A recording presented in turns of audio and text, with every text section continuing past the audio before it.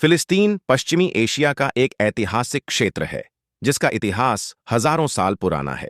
यह क्षेत्र आज के इज़राइल, वेस्ट बैंक और गाजा पट्टी को मिलाकर बनता है। यहूदी, ईसाई और मुस्लिम तीनों धर्मों के लिए यह भूमि पवित्र मानी जाती है। यरूशलेम, जो इस क्षेत्र का केंद्र है, तीनों धर्मों की आस्था का स्थान है। प्राचीन काल में यह क्षेत्र कनान के नाम से जाना जाता था, जहां कनानी सभ्यता बसती थी। बाद में यहूदी धर्म के अनुयायियों ने यहां इज़राइल और यहूदा राज्य की स्थापना की। राजा डेविड और उनके बेटे सोलोमन ने यरूशलेम में मंदिर बनवाया। इसके बाद यह क्षेत्र रोमन और बिजान्टिन शासकों के अधीन आया। 7वीं सदी में इस्लाम का उदय हुआ और मुस्लिम सेनाओं ने यरूशलेम पर कब्जा कर लिया। यहां अल अक्सा मस्जिद बनाई गई, जो इस्लाम का तीसरा सबसे पवित्र स्थल है। इसके बाद यह क्षेत्र उमैयद, अब्बासी और फातिमी सल्तनतों के अधीन रहा। फिर आए क्रूसेडर्स, जिन्होंने कुछ समय तक यरूशलेम पर कब्जा किया, लेकिन सलाहदीन ने उन्हें हराकर शहर को वापस ले लिया। 1517 में यह इलाका उस्मानी साम्राज्य यानी ऑट्टोमन के अधीन चला गया और अगले 400 वर्षों तक शांतिपूर्वक शासन चलता रहा। लेकिन प्रथम विश्व युद्ध के बाद 1917 में ब्रिटिश सेना ने फिलिस्तीन पर कब्जा कर लिया और यह क्षेत्र ब्रिटिश मैंडेट फॉर पैलेस्टाइन कहलाया।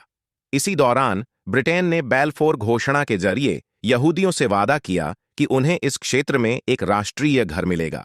यहूदियों का पलायन यूरोप और रूस से बढ़ने लगा।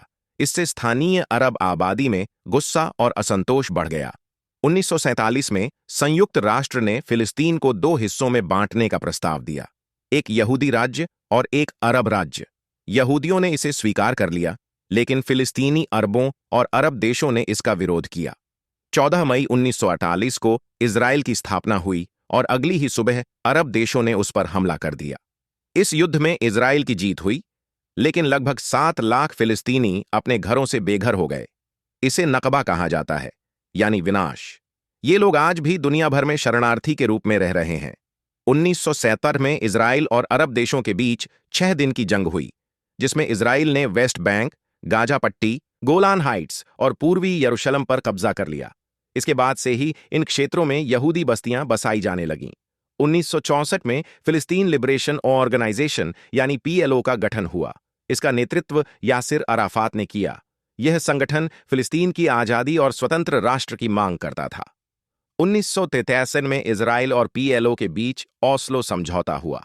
इसमें दोनों पक्षों ने एक दूसरे को मान्यता दी और फिलिस्तीनी क्षेत्रों को सीमित स्वायत्तता दी गई। हालांकि शांति लंबे समय तक नहीं टिक पाई। 2006 में गाजा पट्टी में हमास नामक संगठन को चुनाव में जीत मिली। यह संगठन इज़राइल को मान्यता नहीं देता। इसके बाद गाजा और इज़राइल के बीच कई बार युद्ध हो चुका है। गाजा की स्थिति आज बेहद खराब है। बिजली, पानी और दवाइयों की भारी कमी है। आज फिलिस्तीन 2 हिस्सों में बंटा हुआ है, गाजा, जहां हमास का शासन है, और वेस्ट बैंक, जहां फिलिस्तीनी अथॉरिटी की सीमित सत्ता है। इज़राइल का इन दोनों क्षेत्रों पर नियंत्रण बना हुआ है। यहूदी बस्तियों का विस्तार, सुरक्षा चौकियां और सीमाओं की नाकेबंदी फिलिस्तीनियों की जिंदगी को कठिन बना रही है।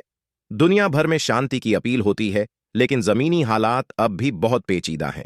कई बार युद्ध विराम हुए, लेकिन स्थायी समाधान कभी नहीं निकल सका।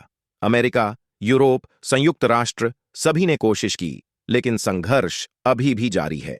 फिलिस्तीन का इतिहास सिर्फ एक जमीन की लड़ाई नहीं है, यह पहचान, न्याय और इंसानियत की लड़ाई है। लाखों लोग आज भी शांति, आजादी और अपने घर लौटने की उम्मीद लिए जी रहे हैं। क्या कभी यह संघर्ष खत्म होगा? क्या कभी फिलिस्तीन और इज़राइल में शांति आएगी? यह सवाल आज भी अनुत्तरित है।